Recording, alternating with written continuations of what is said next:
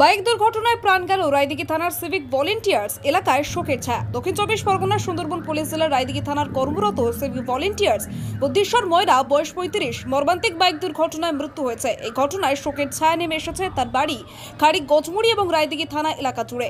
Police সূত্রে জানা গেছে, দুর্ঘটনাটি ঘটেছে গতকাল রাতে ফ্রেজারগঞ্জ কোস্টাল থানার অন্তর্গত জেটিঘাট এলাকায়। প্রত্যক্ষদর্শীদের মতে, বুদ্ধিশ্বর ময়রা তার বাইক নিয়ে জেটিঘাট এলাকা দিয়ে যাচ্ছিলেন। হঠাৎই তিনি নিয়ন্ত্রণ হারিয়ে রাস্তার ধারে একটি গাছে সজোরে ধাক্কা মারেন। ঘটনাস্থলে গুরুতর আহত হন তিনি। দ্রুত স্থানীয় বাসিন্দারা তাকে উদ্ধার করে নিয়ে যান দারিকনগর হাসপাতালে। সেখানে পৌঁছানোর পর চিকিৎসকরা তাকে মৃত বলে ঘোষণা করেন। পরিবার সূত্রে জানা গেছে, বুদ্ধিশ্বর ময়রা দীর্ঘদিন ধরেই মানসিক সমস্যায় ভুগছিলেন। মানসিক অবসাদ ও অসুস্থতার কারণেই হয়তো নিজের উপর নিয়ন্ত্রণ রাখতে পারেনি বলে পরিবারের ধারণা। তার এই আকস্মিক মৃত্যুতে পরিবার সহ এলাকাবাসীর মধ্যে গভীর শোকের ছায়া তৈরি হয়েছে। পুলিশ ইতিমধ্যেই দেহটি উদ্ধার করে ময়না তদন্তের জন্য পাঠিয়েছে কাকদ্বীপ মহকুমা হাসপাতালে। রায়দিঘি থানার পুলিশ কর্মীরা ও সহকর্মীরা তার মৃত্যুতে শোক প্রকাশ করেছেন। তিনি জানান, বুদ্ধিশ্বর অত্যন্ত পরিশ্রমী এবং দায়িত্বশীল কর্মী ছিলেন। এখনো পর্যন্ত এই ঘটনায় কোনো অসঙ্গতির প্রমাণ মেলেনি, তবে পুলিশ তদন্ত চালিয়ে যাচ্ছে। এই দুর্ঘটনা শুধু একটি পরিবারের নয়, গোটা অঞ্চলের কাছেই এক দুঃখজনক অধ্যায় হয়ে থাকলো। বাবা, ওর শরীর খারাপ ছিল, অন্তরায় ভর্তি করেছিলাম।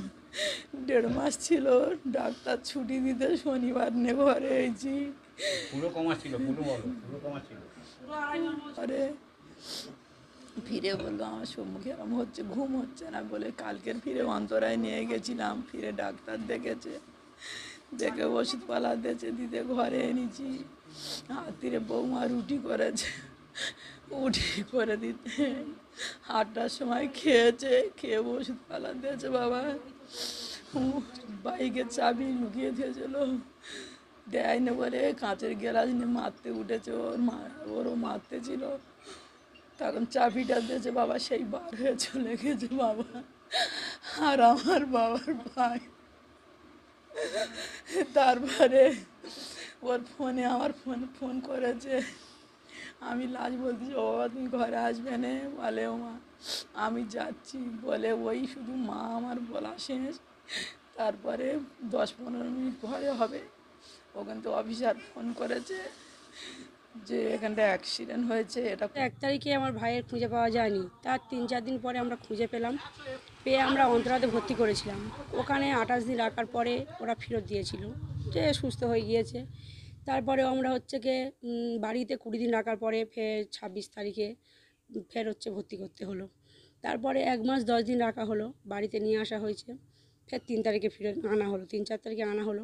আনার পরে তারপরে করলাম, বাড়িতে ছিল, সুস্থ, ভালো, খাচ্ছে যাচ্ছে, যেমন বলেছিল ডাক্তার তেমন। ও সিভিকের কাজ করতো রায়দিঘি থানায়। হ্যাঁ, ডিউটি করতো। এবারে রায়দিঘি থানায় সিভিকের কাজ করতো। এবারে আনার পরে ছিল ভালো। তারপরে কাল ঘুমাচ্ছিল না বলে ফের কালকের অন্তরা নিয়ে যাওয়া হলো। নিয়ে আসার পরে বাড়িতে এসছে, আমি এক্ষুনি বাইরে যাব, বাইকের চাবি দাও। তা বাইকের চাবিটা আমি রেখে দেওয়া হয়েছিল। তারপর অশান্তি করে 8টার সময় খাওয়া দাওয়া হয়ে গিয়েছিল, ওষুধপত্রও খেয়ে নিয়েছিল। নেওয়ার পরে বাইকটা জোরজবরদস্তি করে বাইক বের করে নিয়ে চলে যায়। চলে যাওয়ার পরে এবারে ফোন করছে, আমি বাড়ি যাচ্ছি, ফোন করে তোমরা বিরক্ত করছো, যাচ্ছি বারবার বলছে।